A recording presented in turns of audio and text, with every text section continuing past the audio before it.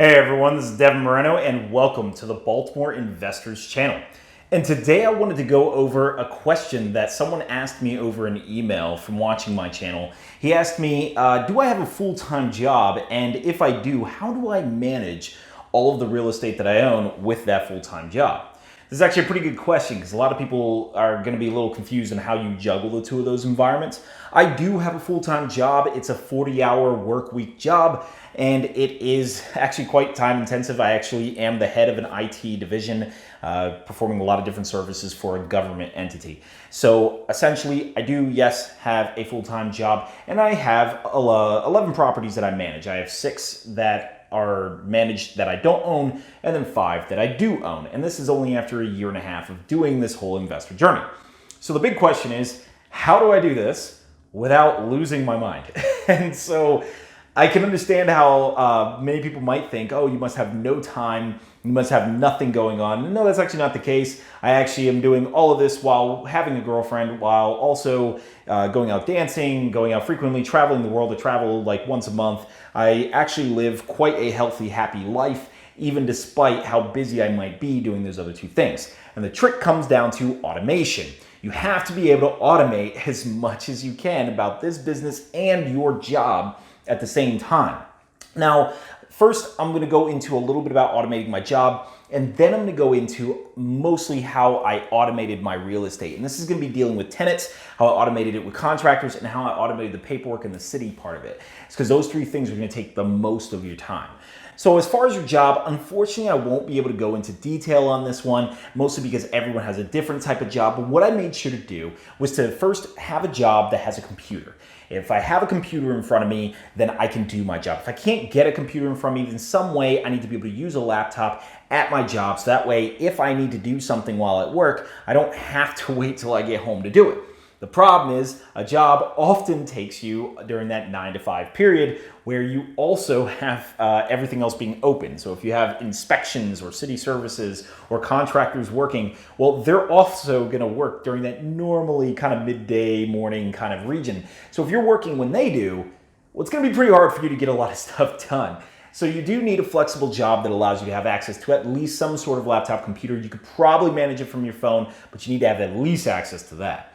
After that, I made sure that my job had flexible hours. I can come in pretty much whenever I want. For a lot of you who work from home, you have a pretty similar situation. You do not have an actual scheduled time, or if you do, you can kind of flex around it. Yeah, you're working at 9 in the morning, you're logged in, but you may not have to do your actual physical job where you can use that time to do something different. So this is another way I automated my job. And then another way I decided to, kind of automate my job was be the boss. I have no one realistically ahead of me, so ultimately I make my own schedule and get to choose what I want to do. But this took me 7 years to kind of develop and raise through the ranks of my own career field. So how do you do it within your own real estate venture if, let's say, you can't get that kind of flexible job? So the first thing you're going to want to do is automate a lot of the paperwork as possible. This includes bills. If you can auto pay all of your bills, that's going to be a big one. You're going to notice you can have a lot of electric bills, you can have a lot of water bills, a lot of different bills that are hitting you. You want to automate those as much as possible. Try not to pay any of those. Now in Baltimore, we are the Baltimore Investors Network. So basically in Baltimore, we do have water bills that can't be automated. The city doesn't even have an option for that. So in that case, you just want to make sure you schedule it. And then the other thing you're going to want to do is get a PO box. This is going to be important because as you're buying houses after house, you're going to get a lot of different mail, and it's going to get kind of confusing at what addresses it goes to. So get a PO box so everything can be sent to one place. So you can always collect your mail in one place. This is helpful for your tenants, helpful for anything else you need to do mail with. So I would recommend getting a PO box, even if you actually live only at one address. I think it's very helpful as you keep moving around. If you're using a house hacking strategy, this is almost essential. Definitely get a PO box for that. Next, as far as dealing with contractors, I use a couple different strategies to automate me working with contractors. And number one, I put lock boxes on all my properties. By having a lockbox on the property, I don't even need to be there and I can allow them in. This is also accomplished if you have those coded keypad locks. Now the problem with those is they cost a lot. It's gonna be like $100 each. Whereas lock boxes, if you buy them in bulk, you can get them for quite a cheap price. Though $30 at Home Depot, plus they're a little easier to use. and you can set them up very easily. I always carry lock boxes in my car just in case a lock box is broken or I need to add another one for some reason. So I always have a spare one in my car for those purposes. Another thing is I take pictures of all the appliances in all my houses, and this includes the serial numbers, the brands, everything. That way, when I need a contractor to fix something, if they need pictures of stuff before they even go out to the property, I already have the pictures available for them. I have the serial numbers, I have everything that they need, and I can just send them that information. I keep all of that in a Google Drive along with all my tenants' info and everything like that, and now I've automated that process. I don't need to run back to the property to tell them what type of furnace it is. I already have a picture of it. This also goes for if you can take pictures of light bulbs in the house or different things, anything that you might need to replace. Depending on how you've put your lease, I would recommend taking a picture of it. You're gonna forget over time what it was that you exactly used, and that will be your guide to finishing that. The next thing is paying the contractors. All right, so contractors a lot of times nowadays will take PayPal, they may take Venmo, they may take different electronic means, but a lot of them still pay by a check or cash. So this is gonna be quite frustrating when they tell you, yep, we don't accept credit cards, we don't even accept any online form of payment. You're gonna find this a lot of the case in your non-English speaking contractors, I'll put it that way. And so you're gonna need a way to pay them without actually going to meet them. So a lot of times what I'll do is I'll pick a central property, a central location or something like that, or maybe even that second lockbox that I had mentioned, and have the cash or check in that lockbox, preferably a check. So the only thing is you can't keep that check in there indefinitely. Lockboxes don't protect the check from the rain. So this doesn't really work as well if it's heavy rain outside, but most of the time, of course, it's not raining, especially when a contractor is working. And if that really is a problem, you can keep the lockbox inside somewhere under an awning or roof. But that is one way I don't have to go ahead and meet them at the property. I can ask them, hey, take pictures. And then once they send me the photos, I then send them the lockbox code and the location of the lockbox. So this is a way that I automate my properties. Another way I automate my properties is to use a master key. So a master key is one key that fits into all of your properties. Now keep in mind, even though it fits, you still have a separate key for all your tenants. Now this is very helpful as you start to accrue properties. I've noticed since I've had now 11 properties I have to manage, not have to sifting through a ton of different keys is very helpful. So what you do is you key the lock so that it will fit this master key of yours. And now one key opens every lock. You can give that to your contractors and now they can open any of your doors and you don't have to worry about it. Of course, I would only do this with a trusted contractor, but this is a method that you can use. I do this on my renovation projects. I always use master keys so that way I don't even need to think about the type of key that's being used. I already know it's a renovation project. It's using the master key. I put that in the lockbox. Another thing about these key system is to use the Key Hero app in Home Depot. Home Depot allows you to clone all of your keys and create copies of those keys. Now this is a lot helpful for tenants as well. I'll get into that in a moment, but for contractors, this allows you to keep track of your keys and you can easily send a contractor to Home Depot and have them create a key if for some reason the key is missing. Sometimes you're going to rotate contractors out in a single project. If your key goes missing, then maybe you don't want to have to go back to the property to recreate that key. With the Key Hero app, it allows them to generate a code. You then input that code that they tell you from Home Depot and it creates a clone of that key at their location. So now you don't need to meet them. They can go get the key that they need. And it's at Home Depot, so they're already used to going there anyway. So this is another way that I automate my processes. So another way I do it is to get professional drawings of my rough-ins and finished work. Now this applies to renovations itself, but essentially what this is it's a like a Visio diagram, I guess you could call it, of everything. It's all the lights, the measurements, and everything that they need. I have a professional do this. I pay them $1,000 per house to draw out the entire house, and that way I don't need to do anything. I send that drawing to my contractors, and they know what to do. They already know where I want my lights. They already know where I want my HVAC. All of it, my plumbing, it's already in that drawing.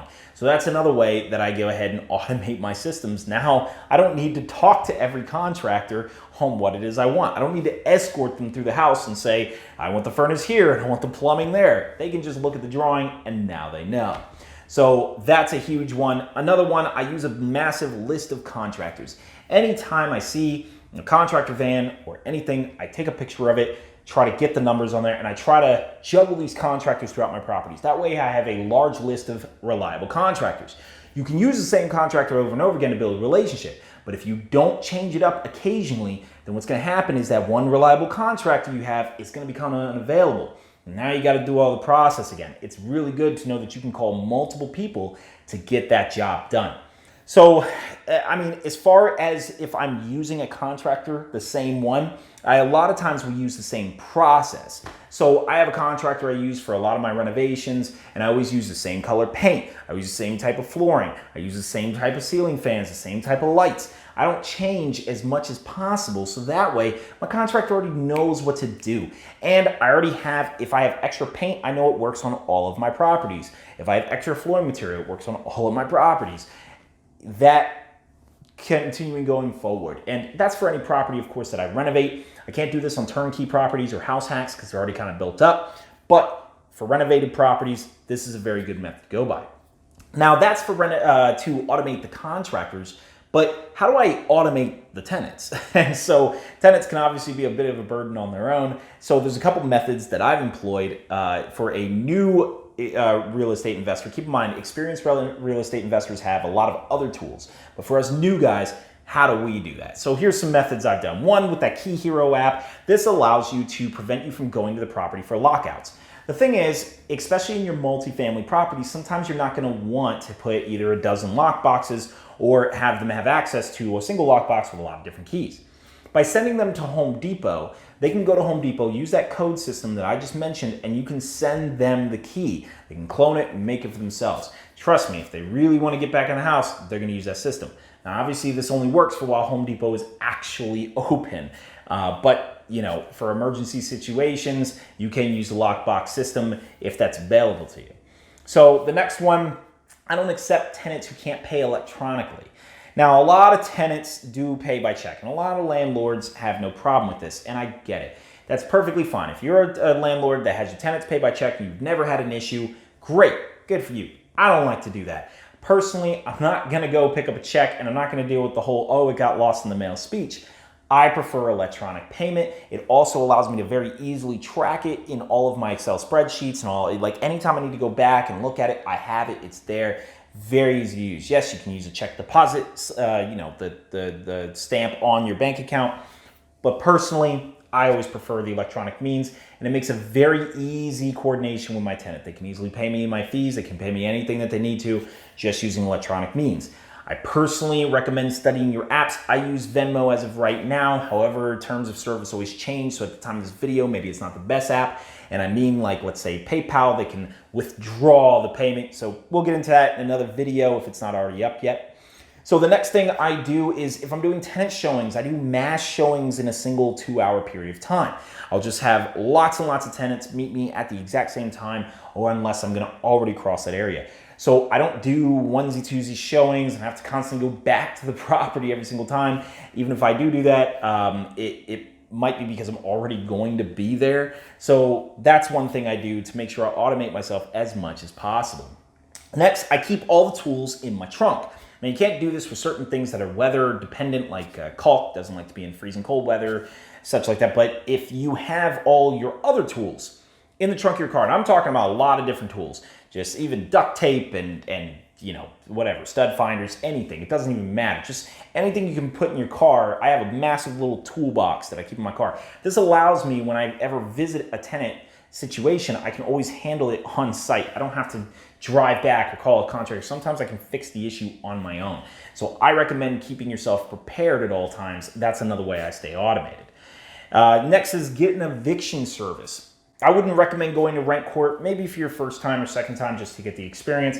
But after that, it's a complete waste of your time. Pay the $100 or whatever just to get the rent court service to do the work for you. I never go to evictions. I don't bother with it, and it makes me stress-free. So that is a service that I like to use. Up here in Baltimore, we use click notices, but, well, I do anyway. But I mean, other than that, there's lots of different ones. So you can feel free to use your own. The next thing is creating a welcome package. So a lot of times you're gonna have to tell the tenant when's the trash days, when's, you know, the days for mowing your lawn or HOAs and different packet information. Sometimes you've got things in your house that are a little bit complicated to use, like a fireplace or, you know, like a gas fireplace, not a real one, but like a fake fireplace. little different things. By creating a welcome package for your area, you can just kind of send that to them and it'll have all the information. You write it up once, boom, you send it to them. You never have to tell them again. So another thing I do is use DocuSign. With DocuSign, I can build a lot of different templates for a lot of different things. Let's say pet addendums, leases, all that, and then just have it in a template format where all I have to do is hit send. I can look at it through my phone. Even if I'm meeting with an applicant for the first time and they say they're interested, I can do it right from my phone. All right, send, cool, good to go. Now, be careful about DocuSign because certain tenants won't respond to it very well. There's a lot of tenants in our little, maybe in like, let's say the poorer areas of Baltimore who won't understand DocuSign as well. And this is why I keep applications in my car. I'll use paper. We get into that in another video. You have to kind of treat it a little bit differently. But overall, if you can use DocuSign for everything, that is the way to go. And I always use DocuSign. And then I keep the templates, the original Word or PDF document in a Google Drive. So if I ever need to modify it, I can go on there, modify it, upload the template, and it just adapts right to it. So the final way that I go into automation is to have friends, or in my case, girlfriends, in the area of which you invest, whom might be able to do the jobs for you. You're gonna have to utilize your resources. This is a business where you definitely wanna network with people and have them do as much as possible for you if you can. So sometimes you simply don't have anyone available, you gotta do it yourself. But it is nice to know that if you have other people in the area, utilize your friends who might be able to work from home, who have those flexible schedules, or maybe they only work at night, whereas you work in the day. Maybe you can arrange something where you pay them to do this, $10. I mean, I try to lean away from the payment part, but if you have to, that's a way you can go. So that's it, guys. Let me know if you have other automation tips. I tried to pick ones that you all could relate to as new investors just like me. So obviously, more advanced investors have a lot of other tricks to automation, like they hire their own construction crews so they don't even have to worry about it. But these are ones that I think everybody can use. So anyway, guys, make sure to like and subscribe. I absolutely need the likes for this video. If you guys like the content, still figuring out this whole YouTube thing. So if you like the style of all of this, send me a like, leave me a comment. Let me know what you would change about any of the format of the videos, or if you want to talk about anything else. And I will talk to you all very soon.